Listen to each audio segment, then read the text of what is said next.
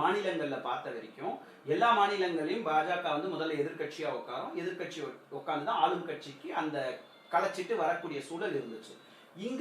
இங்க தமிழ்நாட்டை பொறுத்தளவு அவர்கள் கேட்கக்கூடிய 60 சீட்டுகளும் அஇஅதிமுகவுக்கும் வன்னியர் பெல்ட்டுக்கும் ரொம்ப க்ளோஸ்அப்பான, ரொம்ப வெற்றி வாய்ப்பு அதிகம் இருக்கக்கூடிய சீட்டாக கருதப்படுது. அப்போ இதனுடைய தாக்கம் வந்து அவர்கள் எதிர்கட்சி உட்காருவதற்கான வழிவகை செய்யுமா? என்ன பாஜகவை பொறுத்த வரைக்கும் இந்த தேர்தலில் நாம் கூட்டணி அமைத்து வெற்றி பெற வேண்டும் அப்படின்ற எண்ணம்லாம் இருக்கிற மாதிரி எனக்கு தெரியல.